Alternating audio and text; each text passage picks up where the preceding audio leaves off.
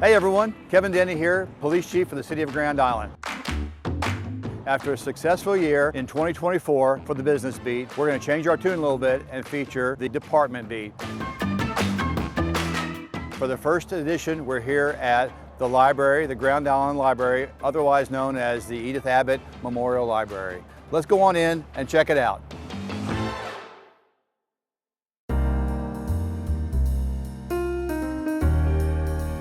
I'm here with Alessandra at the back of the, at the front of the library at the welcome desk, right? And I understand this is where, when people come in, if they are saying anything or making any noise, this is where you shush people. No, we don't.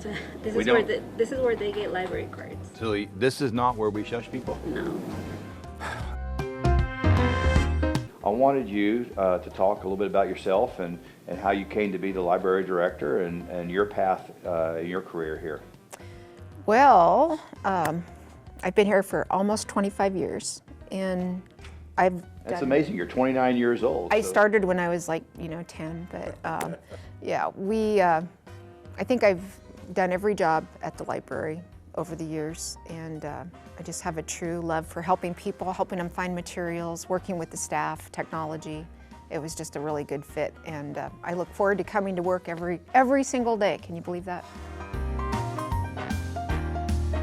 If you have kids or grandkids and you come to the library, you're going to want to know who is in charge of Youth and Family Services, and that's our own Laura Fentress. So Laura, I feel a little out of place because I'm in the library, and so I'm going to wear my glasses while we walk and talk. How long have you been here at the library? 4 years. 4 years. And is it true that librarians actually sleep at the library? The kids seem to think so. Okay, just like teachers. Oh yeah. Because my kids, I have elementary kids, and so we have to drive around the school to make sure on Sundays that the teachers are there. So what do you have going on here? What's the latest and greatest? Well, we have a lot of stuff. Books, of course. Books will be around forever. We have board books, picture books, chapter books, middle grade fiction books, nonfiction. We also have different ways that families can engage together at the library. We have toys the kids can just come and play with. What is your biggest challenge as a director of the library? Well, I think one of the biggest challenges was losing some of our staff during COVID, and I think coming back to a new normal and how families use the library. It took a while for people to come back, and there's people that were just dedicated, diehard, I got to get my books no matter what. And then, families were staying home more and being outside more. So I think finding, ways to get them in, to come back, and online resources was huge for people. So these are storytime kits. These have everything you need to have story time at home. No, I don't think this is everything that you need for a story at home. I don't see any police-related material in here whatsoever. Oh. I see a fire hat. I see a Dalmatians. There's no police whistle. There's no, Celine, what's going on here? We do have one on apples. Apples. Maybe we could put some police items. All right, we're gonna have to get you some police. You know what? It's probably checked out. What differences have you seen over the last 25 years? Well, I think,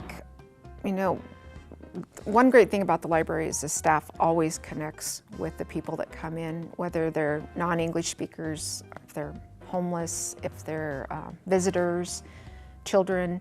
And so that's one thing that stayed the same. The library has those great relationships with people.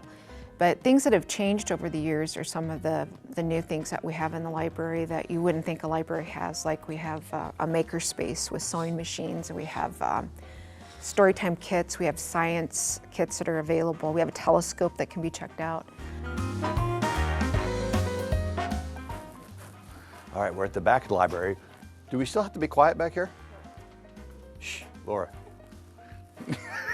Okay, where are the donuts? This way. All right.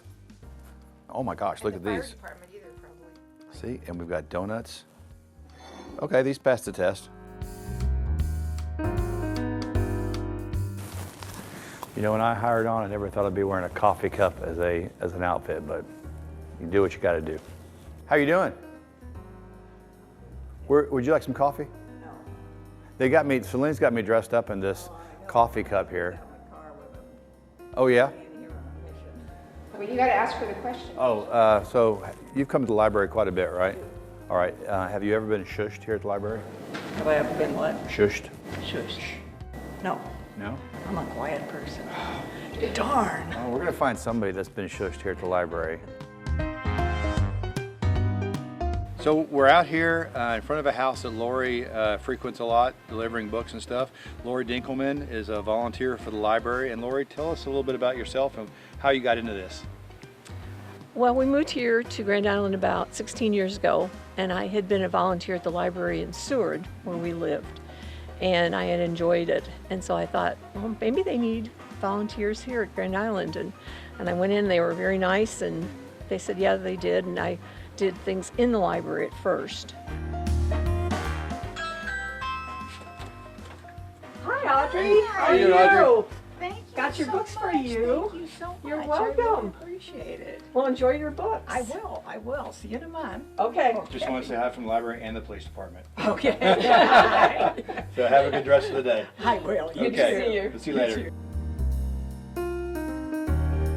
Why did the librarian get fired? Because he was always checked out. Okay. That's a good one. That's funny. Well, if you didn't know, when you first come in the library, they actually have books here for sale. And they do quite a pretty brisk business on this. But we have Lee Littlebridge here to talk about this and how that works. So Lee? So community members can donate books to the library, and when they come in, they go to an area where the librarians can decide if it's something that needs to be added to the collection or not. And once that's happened, then the remaining books go into our back sale, book sale sort room. How much, as far as how much does the library bring in with these donated books? Last year, we raised just under $9,000. $9,000. Through the book sale. And we make a concerted effort to promote it. We don't spend a lot to advertise it. What I do is a lot on the back end. So Excuse me just a minute, Lee. Shh. So off the top of your head, what would be a few strengths that you look at when you look at our library versus other places, or what are our strengths as a Grand Island Public Library? Well, our library is not a quiet library. People come in and they're like, oh, your library's so noisy in the children's area. And we actually like that. We like kids to come in and to be interactive and to sit with their parents and read stories and to play with the Lego blocks or whatever it is they come in for. They come in for a visitation with someone.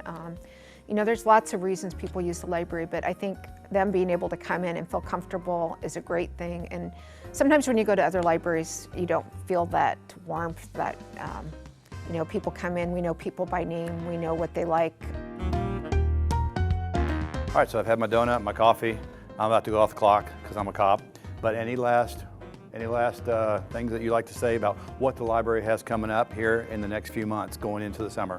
Well, our summer programs kick off on Saturday, May 31st with a big carnival for kids, and then we have programs all through June and July for all ages, kids, teens, tweens, adults. So be on the lookout for more information about that. Well, that concludes our time here at the library. It's been a lot of fun. I hope you get a chance to drop by and see the wonderful people that we have working here and the incredible selection and variety of books and entertainment here at your Grand Island Public Library.